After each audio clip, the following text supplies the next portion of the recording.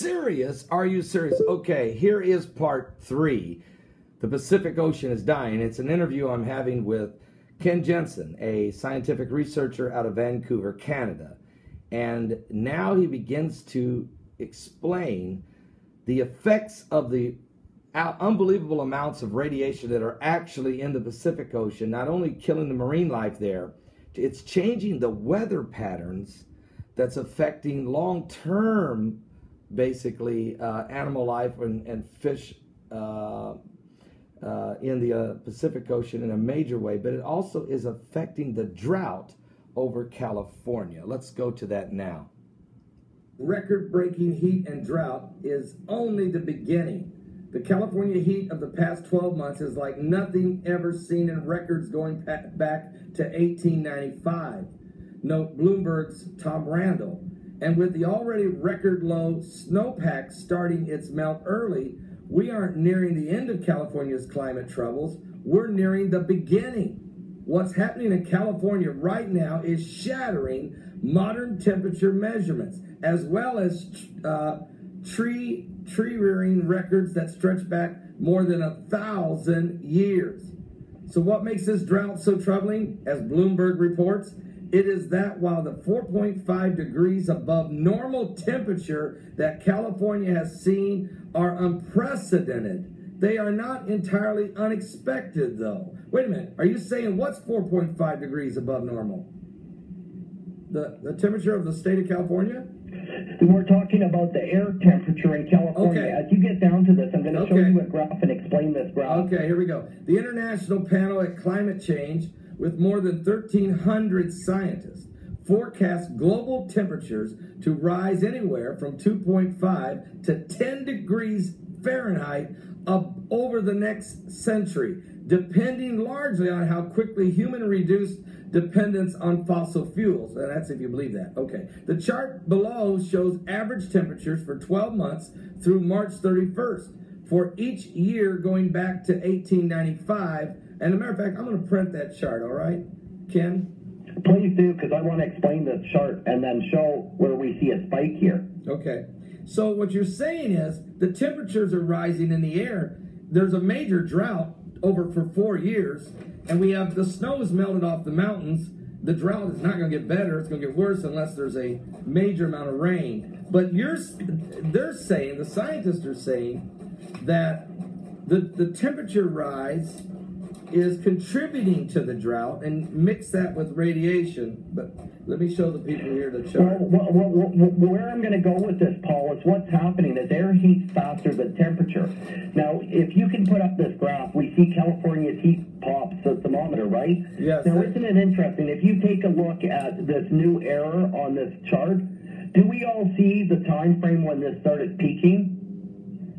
Tell us what it says. It's kind of small, so tell us. It started peaking right around Fukushima. Okay. So the temperature started. Now, you know what? Later on in the show, we're going to go to another link that shows that, you know what, just a year later, the temperature in the Pacific Ocean rises 4.5 degrees. Wait a minute. So you're saying that the temperature that has risen by 4 degrees, this elevated climb, this accelerated elevated climb began at the day of Fukushima. So it's within that month it started.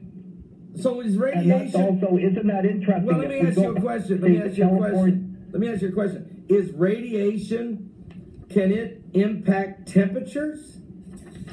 Absolutely. From the expert I spoke to 3 days ago, he told me absolutely it's heating up the ocean and heating up the air. The hot particles that are leaking out of Fukushima don't just shut off because they've leaked out. They continue to put out heat. And you know, so, I mean, when I look at this and try and look forward, what that tells me is that the Pacific Ocean is going to continue to heat, which is going to continue to heat the air, which means this drought's going to extend even further, and it's going to get hotter and drier. And interesting enough, I'm in British Columbia beside Washington Coast. This is exactly what has taken place. I mean, initially the drought started in California.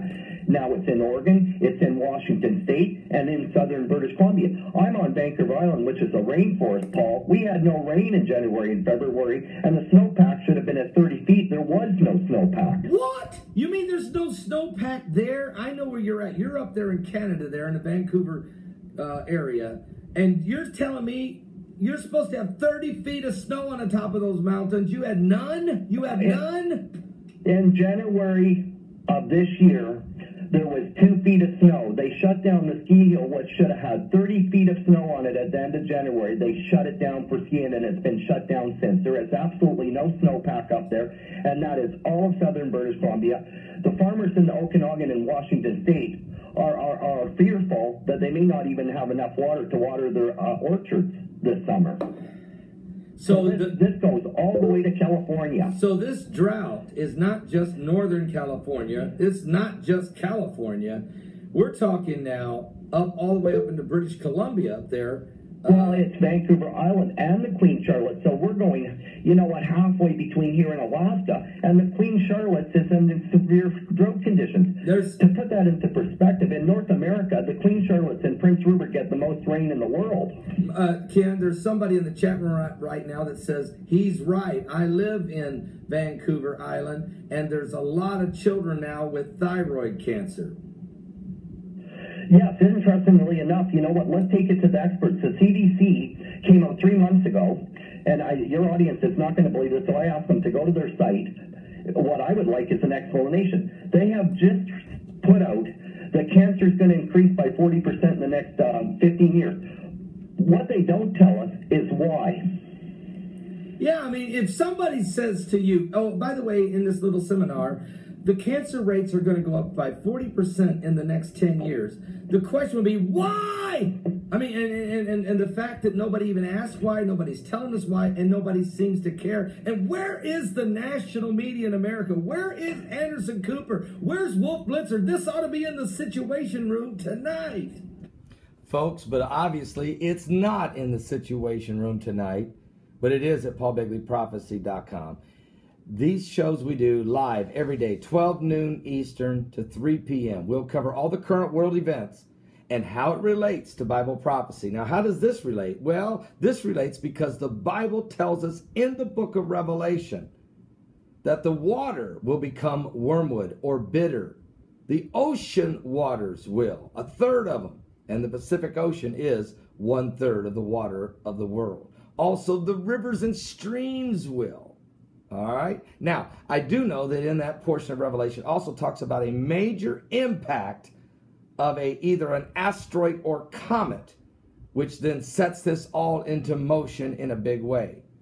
And the next video I'm going to do for you is information just now coming in that NASA is now working with the nuclear energy to help create a way to shoot down asteroids with nukes that are incoming toward the earth. Why in the world are we doing this?